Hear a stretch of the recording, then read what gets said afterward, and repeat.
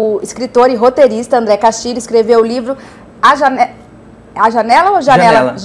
Janela de Isabela, que auxilia os pequenos a lidarem com a dor e com a morte de maneira lúdica, por meio da medicina da imaginação. Bom dia, tudo bom, André? Bom dia, tudo ótimo. Estou aqui com o livro já, Janela de Isabela. O que seria essa medicina da imaginação? Bom, é a nossa capacidade de imaginar a nossa própria cura, né? Porque a gente entrega muito a nossa doença nas mãos dos especialistas, nas mãos da medicina moderna, vamos dizer assim. Sendo que existem outras maneiras, né? O nosso cérebro é muito poderoso. Então a gente pode imaginar tudo aquilo que a gente quer, né? Como tem tantas vertentes que falam o que você imagina se torna realidade. Sim. A medicina da imaginação, ela propõe justamente você imaginar a cura para suas dores. Não só as dores físicas, mas as dores da alma, que são as que mais doem muitas vezes.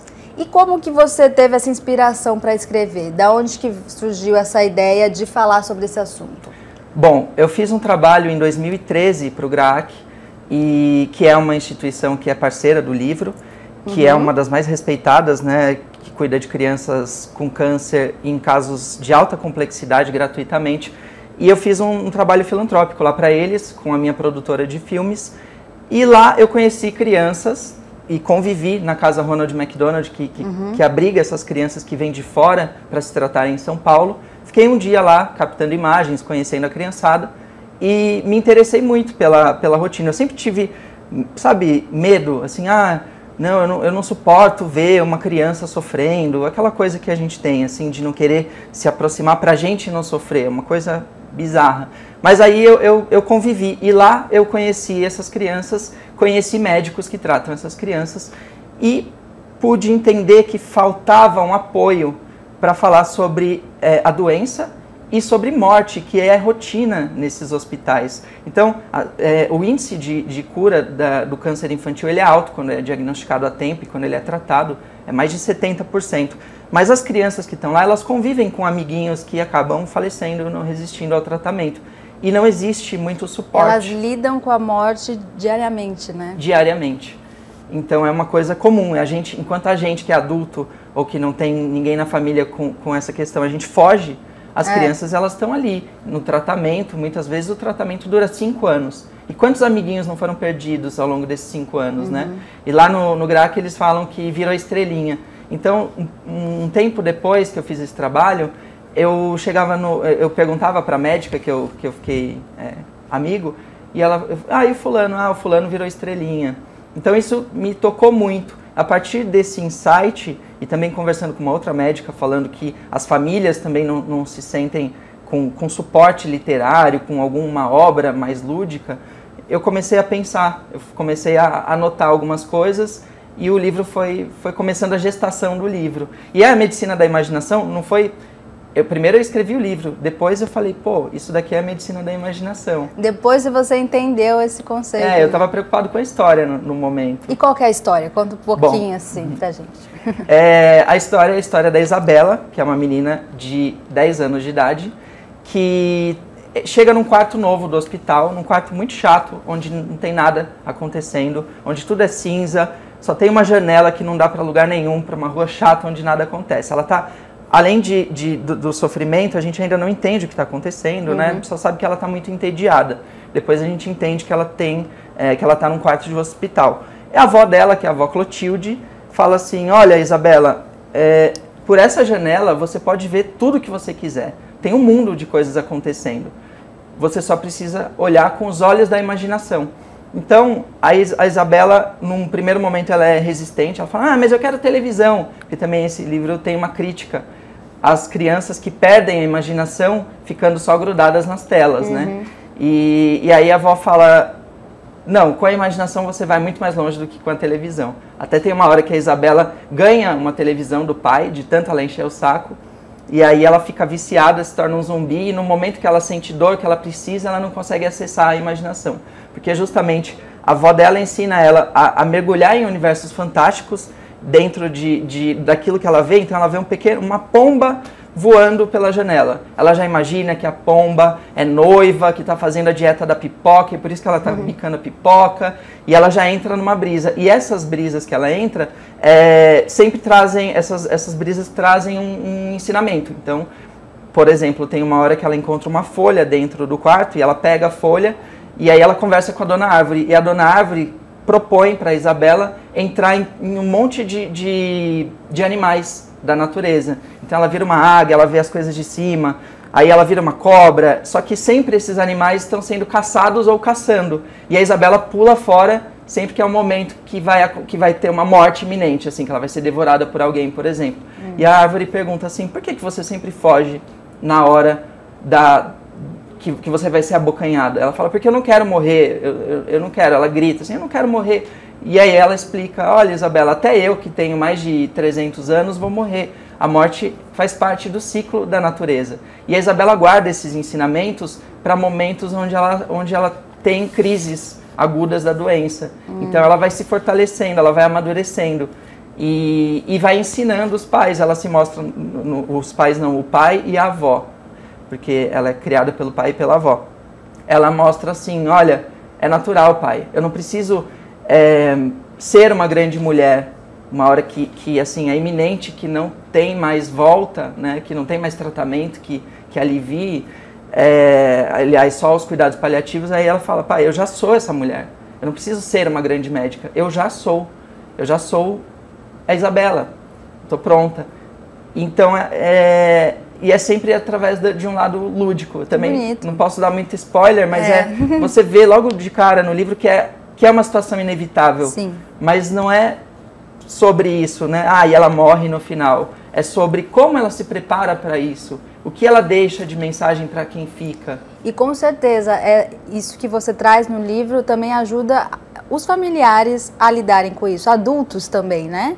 Principalmente, porque nós adultos, a gente só sabe pagar conta, trabalhar e agir como adultos, mas na hora que tem alguém ali prestes a morrer, ou na hora que isso acontece com a gente não tem a menor estrutura emocional para lidar com isso, né? Então, a morte ela é um tabu na nossa sociedade. Além de ser um tabu na sociedade, a morte infantil é mais ainda, né? É um tabu. Falar na família, falar sobre isso é muito difícil, né?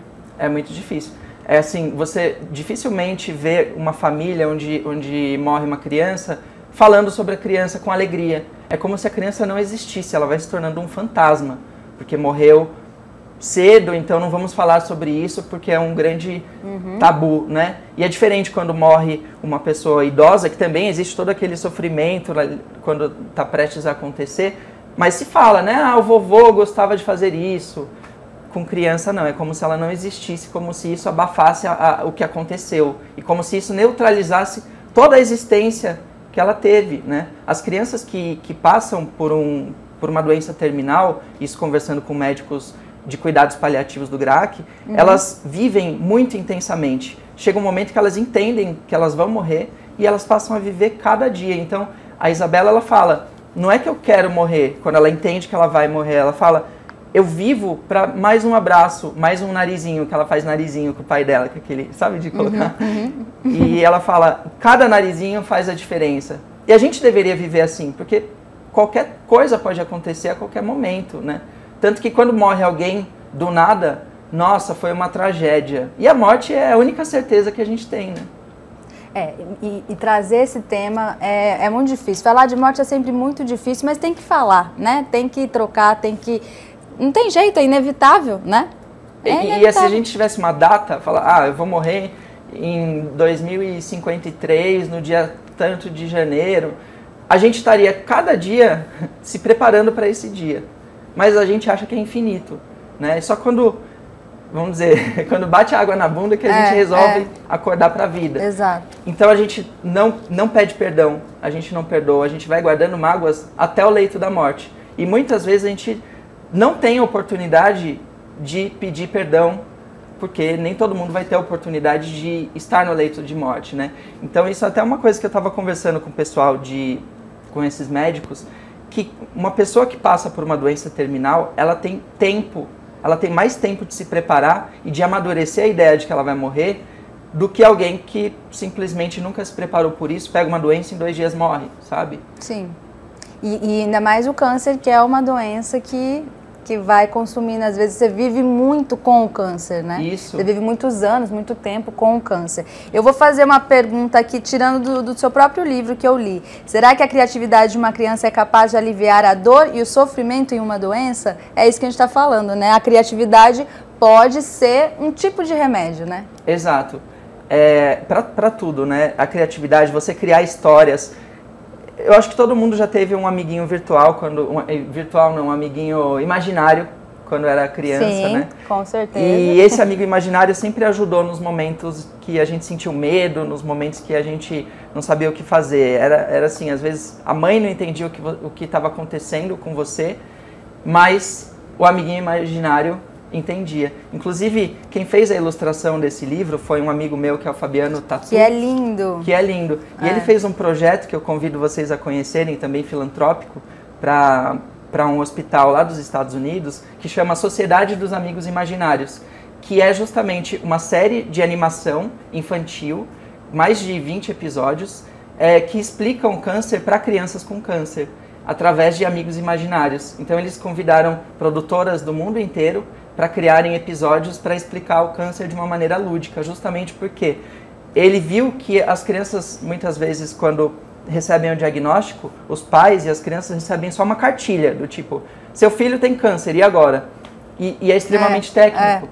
E não é só a doença, é justamente tudo. É a tomografia, a ressonância magnética, são os exames, é o cabelo que cai, é se sentir triste, é se sentir afastado dos amiguinhos. E essa animação, ela justamente trabalha todos esses medos das crianças. Então, justamente por o meu livro conversar, eu ajudei a dublar esses episódios aqui no Brasil, né? Ah, legal. Através de uma rede de dubladores que eu nem conheci pessoalmente, que se engajaram com a causa. Eu fiz um convite nas redes sociais e eles se engajaram e a gente lançou. Então tá lá no YouTube, Sociedade dos Amigos Imaginários. E você tá levando esse tema, então, foi para o vídeo, né? Para essa série, livro, e também tem a peça, né? Tem a peça, exato. Esse Sociedade não tem nada a ver, simplesmente porque houve uma conversa ali de a imaginação pode ajudar essas crianças com câncer. E aí, no lançamento do livro, que eu lancei recentemente, numa grande livraria, ou pode falar? Pode falar. Na Livraria Cultura, lá da Avenida Paulista, que Paulo. super abriu as portas para mim, eu levei uma peça de teatro, que conta a história da Isabela, só que a gente criou uma música, que foi o Fio que criou, um amigo grande compositor. A gente levou uma música que é da Janela de Isabela, levou a peça com uma atriz cantando, interpretando e imaginando, e a gente viu assim muitos adultos e crianças em volta chorando com a história e contentes, porque é uma história que leva a morte assim, mas de uma maneira positiva e lúdica, né? Então a minha ideia também é levar o livro para hospitais e escolas, inclusive se tiver alguém aí disposto a patrocinar, ajudar, levar essa história de uma maneira lúdica também para as crianças, porque eu não vou pegar o livro e ficar lendo lá para as pessoas, então eu levo uma história com atores e que fica muito mais divertido para quem está ali vendo. E você falou das pessoas chorarem na peça, muita gente comentando aqui, Larissa Castilho, um belíssimo livro emocionante. Lilian Tavares, usar a criatividade para falar da nossa finitude com as crianças, tema fundamental. César Cruz, excelente livro, eu li e adorei. Achei que ele tinha falado chorei, e adorei. Estive no lançamento, um livro fundamental para que as crianças leiam, todas elas, em especial as saudáveis. Ó que interessante que ele fala, né? Quem mais? Tem mais gente comentando aqui que eu vi. A Karen Peterman, o livro é lindo, chorei algumas vezes e logo depois dei risada. Isabela é encantadora. Muitas pessoas comentando, muito legal. A Larissa Castilho é a minha irmã e ela dirigiu a peça, ela é atriz. Ah, legal! Ela que me convidou, ela falou assim, vamos fazer isso numa peça. Você não pode levar lá e ficar só assinando um livro, vamos levar uma peça. Que é uma outra forma de chegar também, né? Porque às vezes o livro a pessoa vai para casa, né? A peça ali já chega, a mensagem chega mais rápido, né? Exatamente. No lançamento, por exemplo. É a história, né? Eu não falo assim, é a causa da medicina da imaginação. Como a gente vai levar a história em muitos formatos. Eu ainda quero transformar isso num longa, transformar isso num musical, porque tem muito potencial para ser um musical. Então Então, começando, a sementinha é a peça e o livro. Legal. O César Cruz, estive no lançamento com a minha filha, que é saudável, que está com a história, aprendendo muito do valorizar o que se tem, ele disse. João Carlos Nunes Silva, minha filha tem uma doença degenerativa pior que o câncer, a dela não tem cura e os laboratórios e hospitais não se interessam em divulgar por não dar lucro às empresas. Que triste, João. Espero que a gente, falando de temas assim, possa, né, ter outros livros que falam de outras doenças, que falam de... que trazem à tona, né, esse sofrimento que muitas crianças vivem, né? Exato. Não só do câncer, né? E encarar isso. Espero que... Qual é o nome dele? Ele está sempre participando com a gente, João Carlos Nunes Silva. João, eu convido você a entrar lá no site janeladisabela.com.br e baixar o livro gratuitamente, em qualquer versão do e-book, que o livro é gratuito. E que também comprando o livro também ajuda o GRAAC, não é isso? Não, na verdade é assim, eu coloquei o livro gratuito para fazer download, então quem quiser, baixa. Ah, legal. Comprando o livro vai ajudar esse projeto a ser sustentável, porque tem muito custo, é um projeto 100% independente. Para você ter ideia, eu abri a minha própria editora para conseguir lançar o livro, para conseguir estar na livraria, então assim... Difícil, né? É muito difícil. Eu estou muito engajado com a causa, mas eu consegui chegar até aqui. Agora eu preciso vender livro, né? Mas principalmente eu gostaria que as pessoas fizessem o download do livro, porque na última página, se você olhar aí no livro, tem um convite para quem se sentiu tocado pela história ajudar o GRAAC. Porque, bom, eu sou um contador de história como roteirista, eu sou um estudioso do contar histórias, né? Seria aqui ou mais no final? Mais pra frente tem um QR Code. Ah, tá. Aqui atrás? Não. Abri na penúltima página. Aí, ó, nota do autor. Esse aqui, nota do autor. Tem um QR Code. E aí eu falo um pouco do GRAAC, eu falo, se você se sentiu tocado por essa história, aponta o celular no QR Code e faça uma doação de coração pro GRAAC. Porque quando a pessoa lê uma história, ela embarca numa história, ela entende a dor do outro. Sim. E é nesse momento que eu faço o convite para colaborar com o GRAAC. Então, quanto mais pessoas tiverem acesso a esse livro, gratuito ou pago, não importa, mais pessoas vão se sentir tocadas pela história e mais pessoas vão ajudar o GRAAC. É isso que eu acredito. Que legal, parabéns pelo trabalho, viu? Muito bonito. Obrigado. E eu acho que pra gente encerrar, eu vou ler aqui o que o Miguel Jacó escreveu, ele sempre também participa com a gente. Ele fez meio que um poema, eu acho. Ó, eu não sei se é seu, mas eu vou ler. Isabela é uma criança que expande sua mente, uma menina inteligente em diálogo com a árvore, amadurece a sua mente antes de ser resgatada pela iminência da morte que lhe for apresentada como algo inevitável.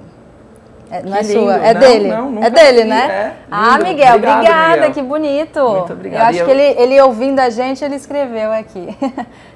Depois eu vou compartilhar a música que a gente tocou lá na peça, que é muito chiclete. E eu fico cantando ela até hoje. Faz dias que eu não escuto e as pessoas também.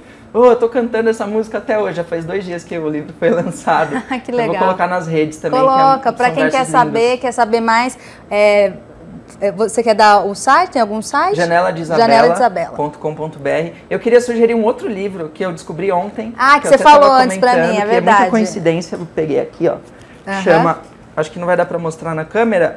Dá.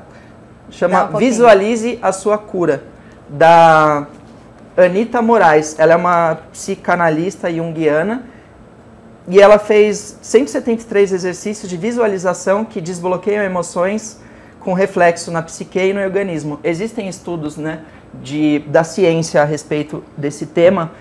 E como eu disse, quando eu escrevi eu não tinha essa pretensão, e aí eu bolei esse termo medicina da imaginação. E aí ontem eu cheguei a descobrir esse livro. Que existe isso, né? E esse livro tem uma bibliografia que menciona outros autores que já estão há alguns anos praticando a medicina da imaginação com outros nomes, outros termos, né? Então, se você tem interesse, você lê o livro, dá para se aprofundar mais no tema e criar, né? Não só pegar exercícios guiados, como tem, porque a Isabela ainda vai se tornar diário de Isabela, vai crescer esse universo da Isabela, onde eu vou sugerir também visualizações, mas o mais importante é que a criança e também o adulto, porque ele é um livro pseudo-infantil, vamos dizer assim, ele vai disfarçado de livro infantil, mas ele faz os adultos se para adulto também ler, é para adulto também saber lidar com a morte, que ninguém sabe, né, gente? Essa é a verdade. E né? descobrir a própria imaginação. Também. Que a gente perde isso. Como se fosse só uma coisa infantil, né? Agora que eu sou adulto eu não imagino mais. Eu não brinco, sabe? Tudo é sério, a vida é muito séria. Ela fala isso, adultos são sérios porque a vida é séria. A Isabela menciona. Que legal. E não, imaginar é para todos. A avó mostra, eu sou uma senhora que imagino mais do que você que é criança. Então, é isso, sabe? É isso. Que legal. Olha, parabéns. Adorei. Muita gente comentando aqui, viu? O João Carlos agradecendo que a gente falou da história dele. Eu que agradeço, João. O Miguel Jacó falou, eu compus esse poema aqui, ouvindo vocês. Que lindo. Se inspirou, legal. Muito obrigada a todo mundo que participou. A Noêmia está falando, parabéns, jovem escritor. Obrigado. E eu convido vocês também a seguirem o @janela de Isabela, que eu estou sempre postando as coisas que acontecem, né, para a caminhada do livro. E no @castilhoandré, que é o meu pessoal, meu Instagram pessoal, onde eu vou colocando. Até fiz um post nosso aqui antes de chegar falando, aqui no estúdio. chamando. Muito legal. Feliz de estar aqui. Muito obrigado. Eu também fiquei muito feliz de falar do seu livro. Espero que atinja muita gente. Espero que muito sucesso, muita leitura e que ajude muitas crianças aí e famílias a lidarem com esse tema tão difícil. Assim espero. Muito obrigado. Parabéns, Bárbara. viu? Obrigadão.